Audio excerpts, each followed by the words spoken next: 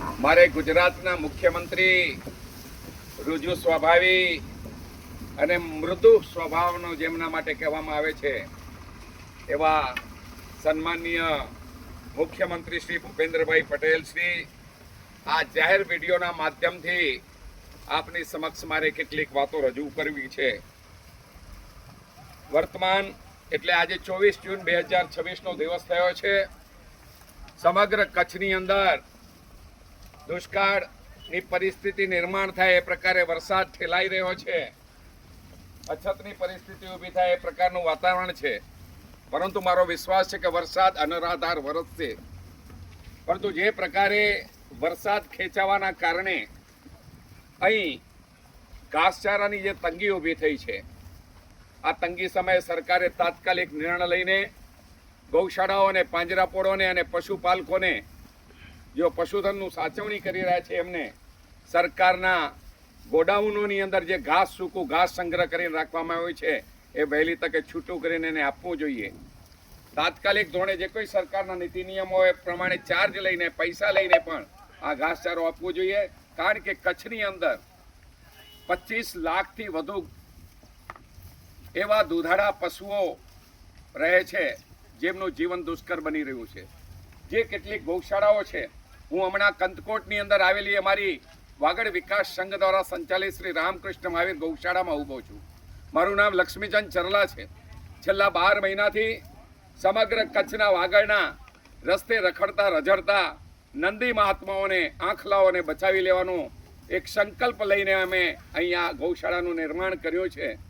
જે કોઈ નધણિયાતી ગાય માતાઓ હોય, વાછરડા અને વાછરડીઓ હોય અને જે આંખલાઓ ગામે ગામ રખડે છે રહ્યા, આવા આંખલાઓને સાચવી લેવા 1 લાખ સુધીના નંદીઓને સાચવવાના સંકલ્પ સાથે અમે કાર્યરત છીએ. આજ સુધી 12 મહિનાથી આ પ્રવૃત્તિ ચાલુ છે.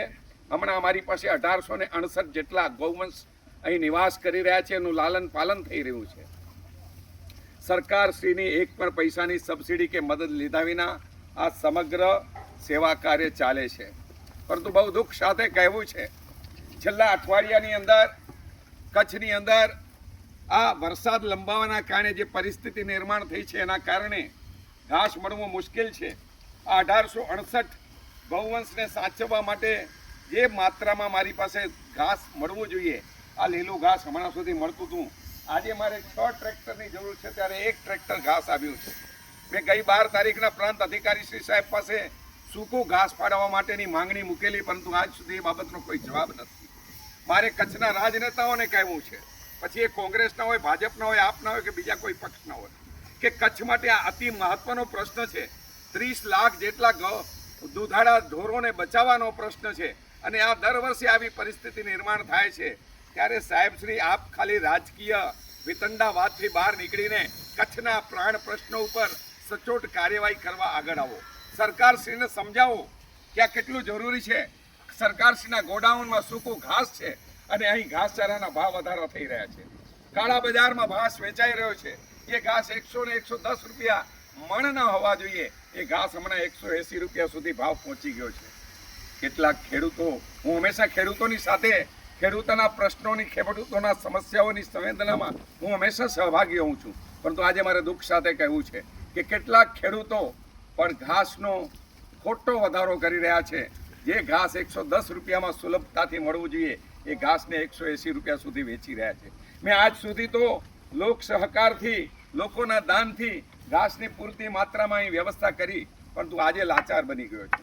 આજે મારી પાસે આ એક જ ટ્રેક્ટર છે. આ ગૌવંશને ખવડાવવા માટે મારી પાસે બીજું ઘાસ નથી. કારણ કે 180 રૂપિયાના ભાવે ઘાસ ખરીદી શકું એવી મારી સંસ્થાની શક્તિ નથી.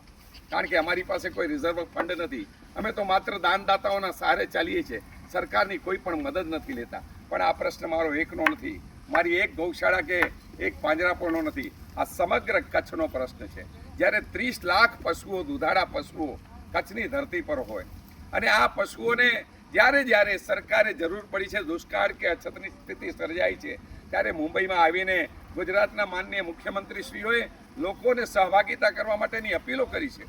મને યાદ છે 2019ની અંદર જ્યારે વિજયભાઈ રૂપાણી ગુજરાતના મુખ્યમંત્રી હતા, ત્યારે કચ્છની અંદર અછતની સ્થિતિ, દુષ્કાળની સ્થિતિ સર્જાઈ હતી અને તેઓ મુંબઈ આવ્યા હતા. અને ત્યારે મુંબઈની એમની મિટિંગનું આયોજનમાં મેં પૂરેપૂરો સાથ આપ્યો હતો અને ત્યારે લોકોને એમણે અપીલ કરી હતી અને એ સમયે પણ હું કચ્છમાં આવીને 3200 ગૌવંશને મેં એક કેન્દ્ર બનાવીને સાચવી હતી. આજે જે રીતે કામ ચાલી રહ્યું છે અને જે પ્રકારે આ પરિસ્થિતિ છે, મારે ખેડૂત ભાઈઓને પણ કહેવું છે, માફ કરો 8 દિવસ માટે તમે આ ભાવ વધારો કરી રહ્યા છો, આ રોંગ છે. કુદરત માફ નહીં કરે મિત્રો. જે ઘાસ સુલભતાથી મળે, હું સરકારશ્રીને એટલે જ કહું છું, તાકીદે આની ઉપર પગલાં લો, એક્શન લો.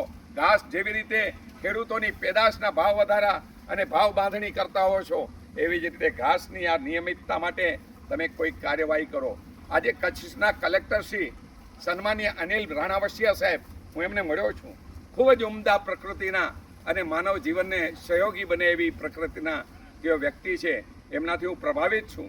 પરંતુ સાહેબ, મારે અનિલ રાણાવસિયા સાહેબ આપશ્રીને પણ કહેવું છે, આપ કચ્છના ભાગ્ય વિધાતા છો આજની તારીખમાં, કારણ કે આપ શ્રી કલેક્ટર છો, સમાહર્તા છો આ જિલ્લાના. આપની ફરજ બને છે કે આપે આ પરિસ્થિતિના નિવારણ માટે જે કંઈ સૂચના આપવાની હોય અધિકારીશ્રીઓને આપો અને તાત્કાલિક ધોરણે કચ્છની જે સરકારી ગોડાઉનોની અંદર જે સૂકું ઘાસ છે એને તાત્કાલિક છૂટું કરો. એનો ભાવ નક્કી કરીને લોકોની જરૂરત હોય એ લોકોને નિયમસર આપો, જેનાથી આ કૃત્રિમ ભાવ વધારો જે હમણાં ખેડૂતો લઈ રહ્યા છે એ અટકે અને સુલભતાથી ઘાસ ગૌવંશને, દુધાળા પશુઓને મળી શકે અને કચ્છનું પશુધન બચી શકે. કારણ કે હું સ્પષ્ટપણે માનું છું, ગૌવંશ બચશે તો આ દેશ બચશે. ગૌવંશ હશે તો આ દેશના પર્યાવરણની શુદ્ધિ થશે. ગૌવંશ હશે તો આપણને આવનારી પેઢીને સુલભતાથી આપણે રાસાયણિક પ્રક્રિયા વિનાની ખેતી આપી શકીશું. ગૌવંશ બચશે તો દૂધ ઉપલબ્ધ થશે અને કચ્છની અંદર 30 લાખ જેટલા ગૌવંશને અને દુધાળા પશુઓને બચાવી લેવા માટે સરકારશ્રીએ વિના વિલંબે તાત્કાલિક અસરથી સરકારશ્રીના ગોડાઉનોમાં પડેલા આ સૂકા ઘાસના જથ્થાને મુક્ત કરવો જોઈએ, જેથી કૃત્રિમ ભાવ વધારો જે ઘાસનો લઈ રહ્યા છે, ઘાસ નથી એવું નથી, લીલા ઘાસના ખેતરો લહેરાઈ રહ્યા છે સાહેબ. નર્મદાની કચ્છની ધરતી પર જે મહેર થઈ છે ને, ત્યારબાદ તો ગામડે ગામડે તમે નર્મદા કિનારે જાઓ, લીલા ઘાસના ખેતરો લહેરાઈ રહ્યા છે. પરંતુ આ માત્ર અછત સર્જાઈ છે એટલે આ કૃત્રિમ ભાવ વધારો છે. આ ભાવ વધારાને રોકો. સરળતાથી ખેડૂતોને કહું છું, મારી વિનંતી છે કે ગૌવંશને બચાવી લેવા માટે તમારા ઘાસનું ભાવ નિયમન કરો અને એક મર્યાદાની અંદર રહીને. મેં 150 રૂપિયા સુધી સાહેબ ખરીદ્યું ઘાસ, પરંતુ આજનો ભાવ 180 રૂપિયા છે, પ્લસ 15 રૂપિયા ભાડું એક મણનું, એટલે 180 પ્લસ 15 એટલે 195 રૂપિયા. ક્યાંથી લાવવા આટલા રૂપિયા સાહેબ? આજે જે કંઈ અહીં ગૌવંશ 1868ની માત્રામાં મારી ગૌશાળામાં છે, આજ બીજી ગૌશાળામાં હશે, બીજી પાંજરાપોળોમાં હશે. કેટલાક પશુપાલકો પાસે 1000, 500, 200, 300 દુધાળા ઢોરો છે. એમનું બધાનું શું થશે સાહેબ? આ એક માનવ જીવનને સ્પર્શતો મહત્વનો પ્રશ્ન છે. મારી કચ્છના સમાહર્તા કલેક્ટર સાહેબ શ્રી અનિલ રાણાવસિયા શ્રીને ખૂબ વિનયપૂર્વક વિનંતી છે, સાહેબ છૂટું કરો ઘાસ અને કચ્છના પશુધનને બચાવી લ્યો. ગુજરાત સરકાર શ્રીના મૃદુ અને મક્કમ મુખ્યમંત્રી શ્રી, આપની પાસે તો અમને આશા હોય કે ન હોય કે આપ પણ અમને નિરાશ કરશો. કચ્છના રાજકીય આગેવાનોને મારી વિનંતી, તાત્કાલિક ધોરણે કચ્છ સરકાર પર ગુજરાત રાજ્યની સરકાર પર દબાણ લાવો અને આવતીકાલથી કચ્છના ગોડાઉનોની, સરકારી ગોડાઉનમાં પડેલા આ સૂકા ઘાસના જથ્થાને છૂટું કરાવો અને કચ્છના પશુધનને આ ઘાસ સરળતાથી ઉપલબ્ધ થાય અને ખાઈ શકે એ પ્રકારેના ભાવમાં ઉપલબ્ધ થાય એ માટેની વ્યવસ્થા કરો. અમારી આ કોઈ વિડીયો બનાવીને કોઈ લોકપ્રિયતા હાંસલ કરવાનો મારો આશય નથી. હું એ સોશિયલ મીડિયાનો ઉપયોગ એના માટે કરવા પણ નથી માંગતો. હું સોશિયલ મીડિયાનો ઉપયોગ એટલા માટે કરી રહ્યો છું કારણ કે સરકારશ્રીને આપણે કહીએ ને, અધિકારીશ્રીને પત્ર લખીએ તો એનો જવાબ જ નથી આવતો 15 દિવસ, મહિનો. તો આ સોશિયલ મીડિયાની જે તાકાત છે, જે આજની વાત આજ વ્યક્તિ કરશે. તમામ કચ્છના પશુપાલકોને, પાંજરાપોળના સંચાલકોને, ગૌશાળાના સંચાલકોને મારી વિનમ્ર વિનંતી છે, જો તમે મારી વાત સાથે સહમત હો તો આપ મારા વોટ્સએપ નંબર 9867545744 પર તમારો આ સંદેશ મોકલો. એક એવી તાકાત, જનશક્તિનું નિર્માણ કરીએ જેના દ્વારા સરકારશ્રી પાસે આપણી રજૂઆત એક મજબૂત ઈરાદા સાથે વ્યક્ત થાય અને આ પ્રાણ પ્રશ્નનો ઉકેલ આવે. મારો કોઈ પણ ઈરાદો સરકારશ્રીનો વિરોધ કરવાનો છે નહીં. હું કોઈ પણ વ્યક્તિનો વ્યક્તિગત કે રાજકીય રીતે વિરોધી છું નહીં. મારા માટે આ દેશ, ભારત માતા મહત્વની છે, આ રાષ્ટ્ર માતા મહત્વની છે. ભારતના પરમ વૈભવ માટે આ જીવન કુરબાન છે. એટલે સૌને કહું છું, આનો કોઈ ખોટો અર્થ લેતા નહીં. મારે કોઈ આવનારા દિવસોમાં રાજકીય સત્તા હાંસલ નથી કરવી, પરંતુ જ્યાં જ્યાં પ્રજાને પીડનારા પ્રશ્નો હશે ત્યાં હું ચોક્કસપણે અવાજ ઉપાડવાનો પ્રયાસ કરીશ. વિનમ્રતાપૂર્વક ગુજરાતના માનનીય મૃદુ અને મક્કમ મુખ્યમંત્રી શ્રી ભૂપેન્દ્રભાઈ પટેલ અને કચ્છના કલેક્ટર શ્રી રાણાવસિયા સાહેબ, આપને વિનંતી, તાત્કાલિક એક્શન લો, આનું નિરાકરણ લાવો અને કચ્છના પશુધનને બચાવી લેવા આપની ભૂમિકા પ્રદાન કરો. વંદે માતરમ. દાડો મોજ કરે.